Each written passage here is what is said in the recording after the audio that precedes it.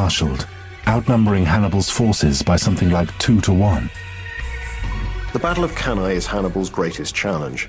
He can see the Roman army is bigger than his. They've got twice as many heavy infantrymen as he's got. Hannibal's got to find a way of defusing that power somehow, and of using the Romans' strength and their power against them. And to ensure that there could be no ambush this time, at Cannae the Romans met Hannibal on an open plain.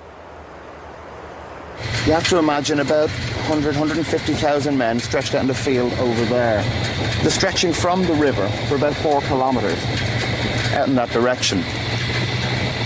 Every single one of them's terrified. Their hearts are beating, butterflies in their stomachs. Some of them feel physically sick. They're wondering who's going to be alive at the end of the day. The Roman army masses in a large formation. Their plan is simply to use their massive numerical advantage to steamroller through Hannibal's army. Hannibal stretches his men into a single thin line to face the Roman onslaught.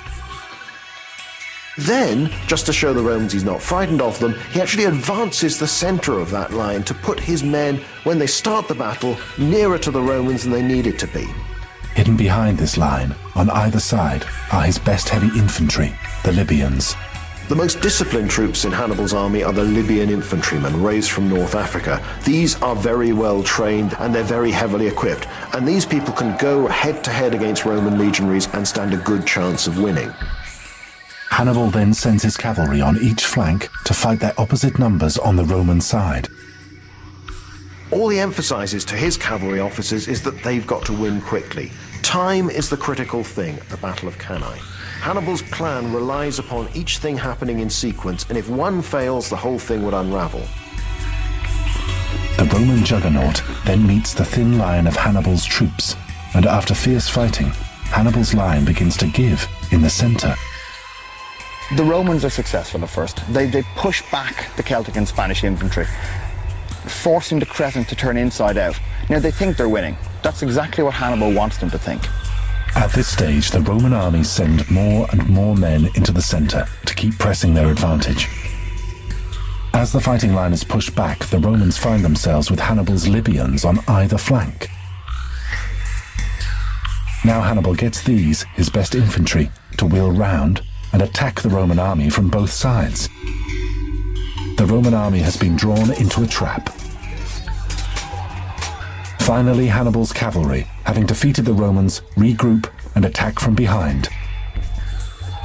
The Roman army has been completely surrounded. Tactically, the Roman army hasn't got a hope. Maybe some 50,000 men are surrounded in one dense mass. They can't fight effectively, they're trapped. But then Hannibal's army has to kill them, and that's when the grim part of Cannae begins. What followed was a massacre. Rome's army was to all intents and purposes annihilated.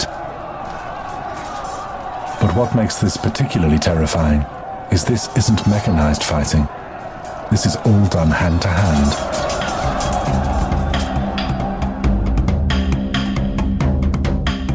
Most close combat at Cannae is fought using this kind of weapon, a short sword, which can be used not just for slashing at an enemy, but also for stabbing. You can hunch in against an enemy and stab at them with the sword. You're not restricted by having men close to you.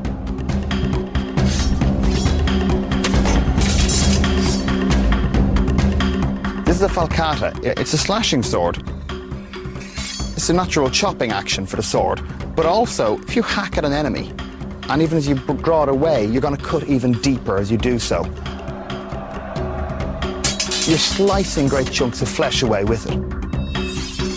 It won't kill people, but it will immobilize them and leave them slowly and painfully bleeding to death on the field.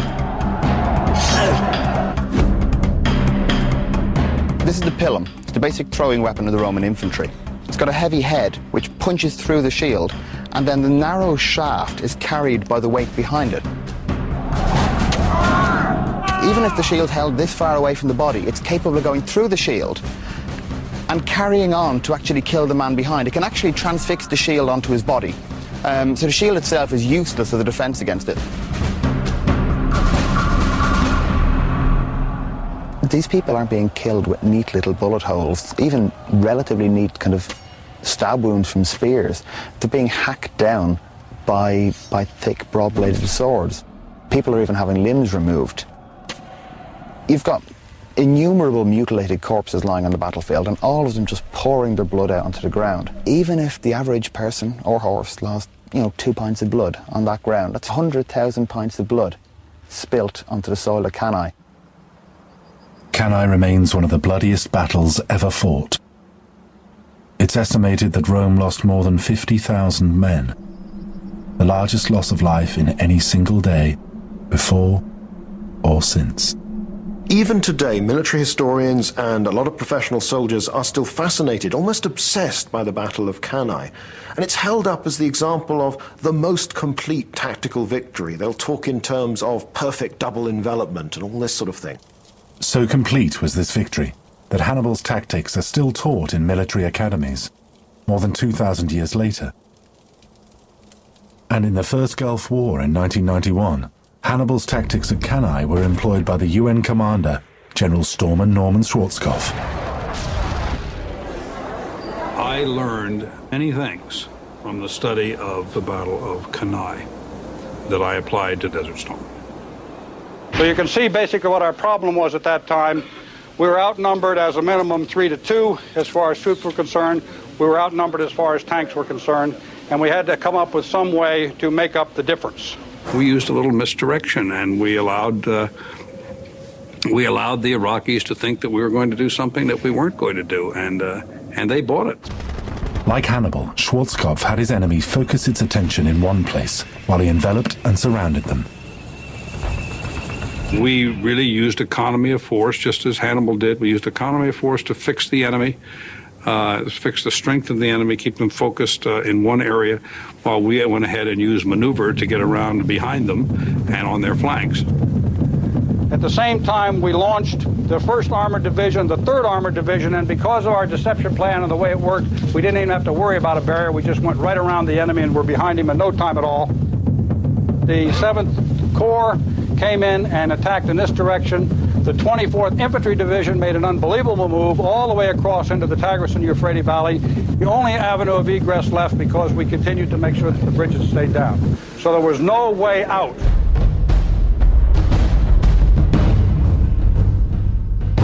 Among military historians, Cannae has become a byword for an overwhelming victory, a tactically perfect battle.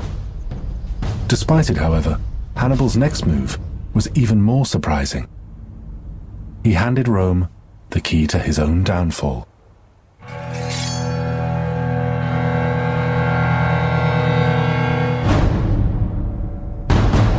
After the Battle of Cannae, Hannibal had accomplished more than anyone could have imagined. He'd beaten Rome's armies on the battlefield a total of 3 times. And these battles weren't just defeats, they were catastrophes of historical proportions, made all the worse for the Romans because they were fought on their home ground. In the 2 years since Hannibal's arrived in Italy, he's killed something like 100,000 Romans and their allies. He's killed a third of Rome's Senate.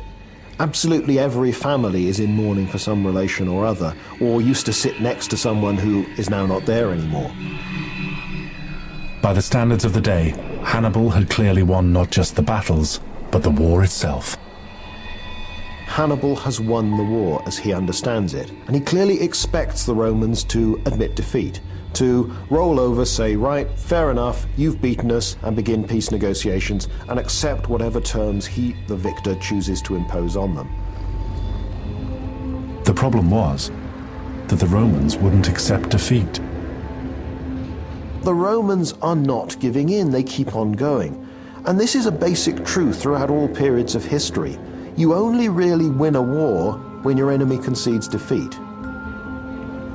By refusing to surrender, Rome had in essence thrown away the old rule book.